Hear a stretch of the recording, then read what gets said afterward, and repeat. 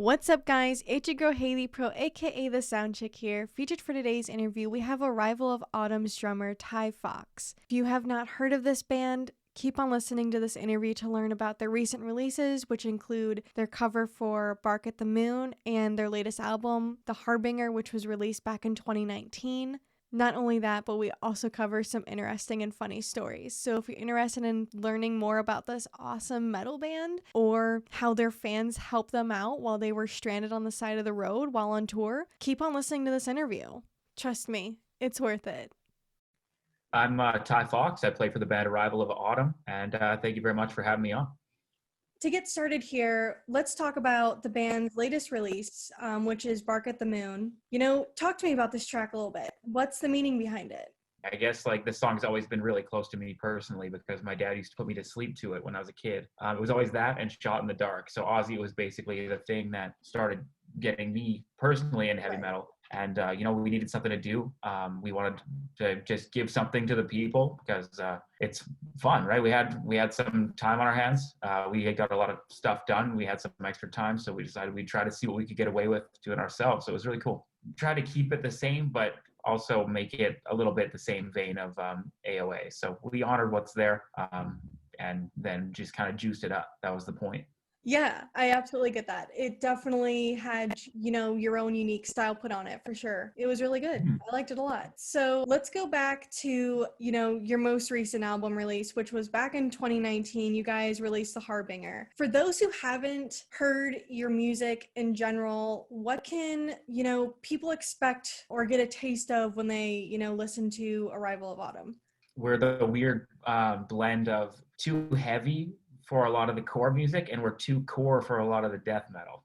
So you get that weird blend of we're kind of like the old school metalcore, the Darkest Hours, the All That Remains, Fall of Ideals, On Earth, that, but with a more modern type sound. So That's kind of where we draw from. And then I guess Metallica and all that kind of stuff, all the cliche stuff that bands are into. We're all diehard old school metal fans too, so we ride that border of being extreme metal and also being more rocky and accessible.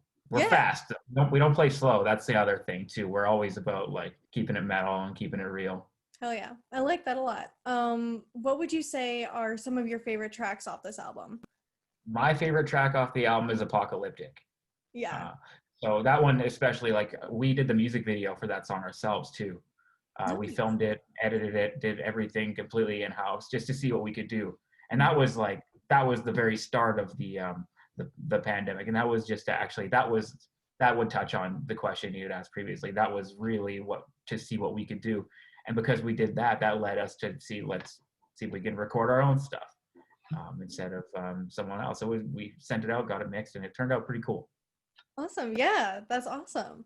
Would you say, I've spoken to, other bands, and they've said that the pandemic has kind of awakened their creative opportunity here to write new music. Would you say that that's the case for Arrival of Autumn? We're always kind of writing. If it awakens something, it's just important to stay cognitive, just to stay, not to write about that specifically, because I think that's going to be covered by a lot of other bands. So allow that to awaken your creative spirit, but not let that be the substance of your creative spirit. So I hope that's the case for a lot of bands. Anyway, they use that to at least get out some ideas that they are maybe working on, and maybe it's not all about the current social situation or the sickness. Yeah. Right. For sure. Yeah.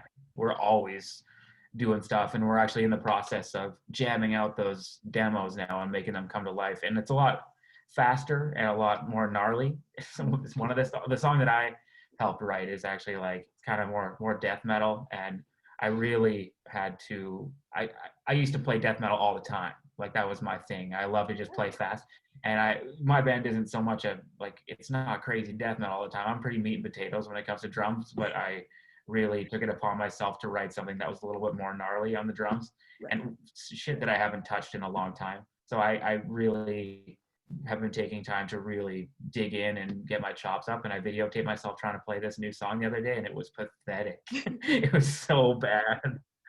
And they're like playing it at 3/4 speed and just watching them. I'm like, that one felt good. And I watched the clip back. I'm like, oh, holy shit, that was bad. Oh no. So that's good though. That's a really good thing because it gives me something to work towards. So Right. that kind of reignited that fire because a lot of things like it's kind of hard to get the motivation to rehearse stuff when you don't even know if you're going to be playing it live.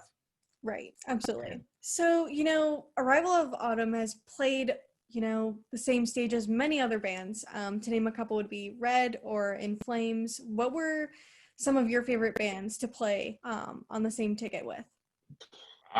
being the most starstruck from like not starstruck, but I fangirled over Unearth big time.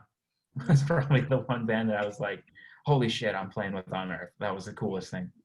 Them That's and In Flames. Yeah. Yeah, that's awesome. I don't know how concerts are going over there for you guys, but here where there's like no shows going on at all, do you have a band that you're particularly like looking forward to seeing again live, or are you just excited to get out to shows in general? Yeah, well, I just want to go to a show in general. So I went to one of the cool social distancing metal shows, Yeah. but the message is in the medium when it comes to music.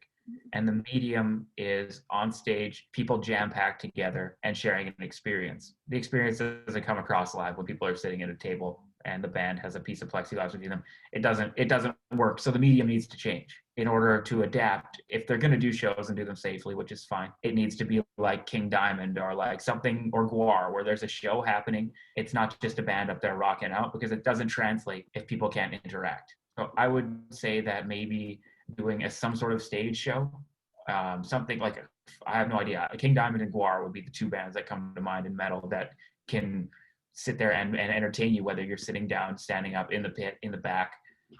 It's something needs to be done about these shows, and maybe the bands need to be told to really juice up that live performance to make me the listener sit and enjoy it at the table. Like I mean, I'll drink 8 beer and I'll enjoy any show, but entertain me before that. Yeah, I agree. Yeah, it's been really difficult to watch a lot of live streams lately because, it's not the same. It's not. Yeah, especially for metal, because a lot of that experience comes from the crowd engagement. And I know that's what helps, like get the band engaged as well. So I'm sure it's difficult for like both parties involved, but for me as a listener, it's like, oh, this is a great song, but I wish I could be like, I don't know, railing it out in the pit or something. So I'd like to be there too. Like Architects, they just did a live set and it was sick. I watched a little bit of it. Trivium did that one and it was really cool. Like that stuff's coming across, but a lot of bands are doing it from the stage perspective. So it's just one camera straight on, and they're lined up like an actual stage. So it doesn't really come across. So I like the circle idea when people are like facing themselves. It's kind of like just watching a jam, and yeah, that's cool. I can get behind that. yeah, As for like live streaming, that's what we did. We haven't really told anybody what we've been up to, but we filmed like we don't. It's not a live stream. It's just a live show that we filmed with nobody there. And it's very Canadian of us to say, but the city gave us the hockey rink, and they yeah, let us just set up in one day, film, record, and then tear down. We wanted to see what we could get away with. So it's kind of I can't really say too much about what yeah, exactly went on because it's kind of a surprise, but right. it was really cool. It's a new take on the live show and the live stream or live whatever you want to call it, with some other entertaining factors in it without being too fancy and being too cinematic or anything. It's just kind of like a rough, straight to the point live show with some other goodies added in that are really cool. Right, that's awesome. I'm excited to see it. So when it comes to, your music, and you being a musician in general, what would you say you want to be remembered most for? I don't want to be remembered. Leave me the fuck alone. If I can leave this place and nobody gave a fuck that I was ever here, I Mhm. could care less. I don't do it for anything other than maybe I would like to be remembered for enjoying the time that was spent doing the music and stuff. As for anything else, I don't care. I don't want to be remembered for anything other than maybe just being a positive influence on the people around me, when it comes to work. But as for being remembered for anything specifically, I guess just being an entertainer. I don't know. Yeah. I would rather. I get such bad anxiety just the thought of people remembering me. It's probably going to be for the wrong reasons. It's like yo, that guy's a dick. No, I would like to be remembered for just being a place where people can come to escape. That's our whole mantra. You want to come listen to AOA? Come aboard. It doesn't matter what you believe, what you think. We're not going to impose any sort of social narrative on you because it's not our place. Yeah. So I think that would be the most important thing from my perspective, is that I never pushed any bullshit on anybody, and that we gave anybody of all walks of life a chance to breathe and escape. Because at the end of the day, dude, we're just musicians, right? A lot Yeah. of us don't have degrees in like socioeconomics or everything that people claim to be experts about online that they're not. I'm not going to share an Instagram carousel full of information about mental health and shit, because that's not the place to learn about it. It's I'm going to provide you with a place to come listen to metal, because that's my job, and that's what I could be remembered for, is never getting in someone's face with any of the bullshit that I believe.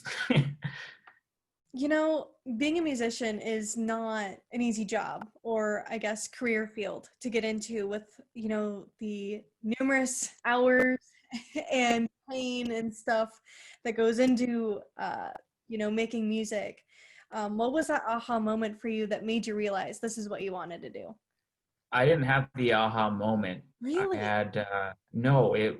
I just always knew. I never had that. I don't remember being. I think it's probably just from my dad putting on Ozzy and Bark at the Moon and Shot in the Dark when I was a kid, going to sleep, Mhm. and he would play that music for me. We'd go for drives just so I could get tired, and he'd put me to bed, and it was always just Ozzy Osbourne constantly.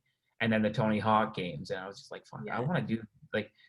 My social teacher, he got a hold of me recently, and he's like, dude, I don't even think this kid plays an instrument, but he thinks he's going to be a rock star someday. And yeah, that was, and I went to my old school, and me and him chatted it up and everything. I got to talk to him for a little bit, and that was super cool. Mind you, like, it's a grueling process, but I own it, and that's what I want to do. I enjoy the struggle of trying to get to the next level. Yeah, I can see that. Yeah, it gives me something to do. And plus, the guys that I do it with, I try really hard not to ever say my band, because it's our band. Yeah. We fucking built this thing, and it's not huge, but it's ours, and that's what makes sense. Everything that we do is real, and the engagement. We don't have the biggest following. It's getting bigger, like pretty quick finally, and it's pretty cool. But the following that we have is super fucking down, and they're loyal, and they're always just have our backs. Like, we had fans fix our van, which was super cool. That's awesome. Yeah. Yeah, we fucking Crazy. blew up our AC on tour in Phoenix. Oh no. And when we got home, we were supposed to go out on tour with Shattered Sun last March, but obviously got canceled. And we had two fans, take our van and fix the shit out of it, like $3,000 worth of repairs for free. Damn. Yeah, That's it was super cool, and that's like, I tried to like pay. They just said they wanted to come to the show for free next time, and I was like, dude, that's it. If you want more than that, like, no, just let us know. Here's some, and they insist on buying the merch stuff. They didn't even ask for merch. They're like, here's money for merch. oh my god. That's Yeah, I insane. don't have it on me.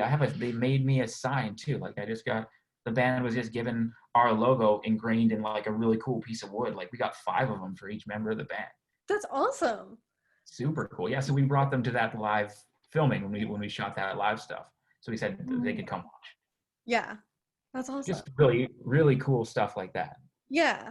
That's awesome. I'm sure that that helps, you know, uh make this whole, I guess, journey worthwhile. Meeting the people that you meet on this road. Yeah. It really does, because like, you don't like, especially where I'm from. Like, I'm from a really tiny town in northern Alberta, where this isn't really the coolest thing to do, play heavy metal. But just, I never fit in really. So Yeah. getting comfortable with being uncomfortable was kind of the way to do it, and that's where I feel comfortable now, is just being uncomfortable.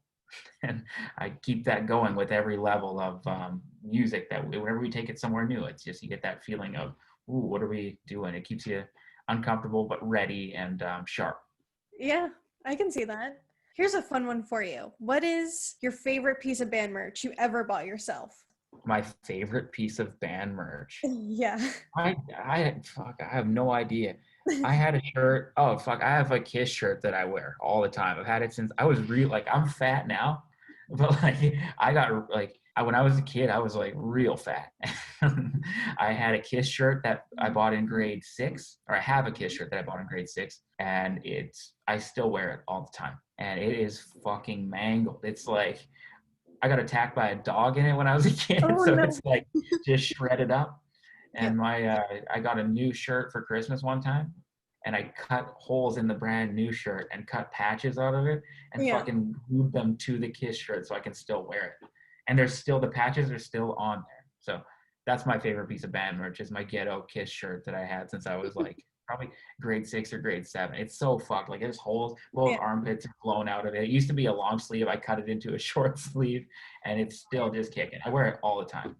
Oh man. I mean, worth it. It seems like you really like it, so. It's so uncomfy too. It's not even comfy. It's my first band shirt, so I have to say that's probably my favorite. Oh yeah, for sure. Mhm. I can understand that. Let's go back to the rest of the members of the band. You've kind of spoken about them in almost like this family aspect. So, how did you guys come together to make music in general? Yeah, so Brendan and Jameson have been playing together since they were kids. Like they would play Metallica albums front to back. Like they learned Saint Anger front to back. That's how hardcore they are with Metallica. They learned that record front to back.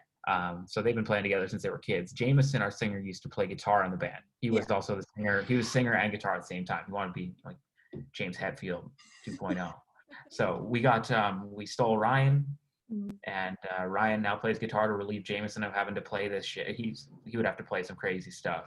So now Jameson just gets to focus on vocals. He still writes on guitar. And then I joined Brendan and Jameson, and me and Jameson played in like a weird Christian hair metal band for a little bit.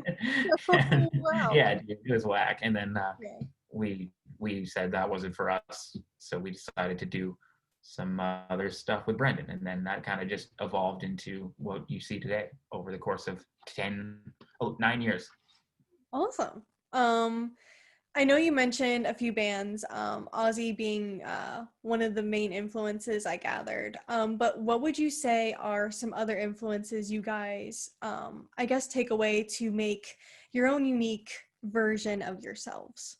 Ryan listens to, oh, I don't know what Ryan listens to. If you listen to Ryan's music, Yeah. dude, that guy only listens to his own demos. So I fucking have no idea what his influences are. I know he likes Dream Theater, which I Okay. think is like, I call Dream Theater royalty free metal. I can't get into them. Like, it just sounds like music that you would find on like the stock music on like iMovie or some Right. shit to put Right. behind your, I don't know.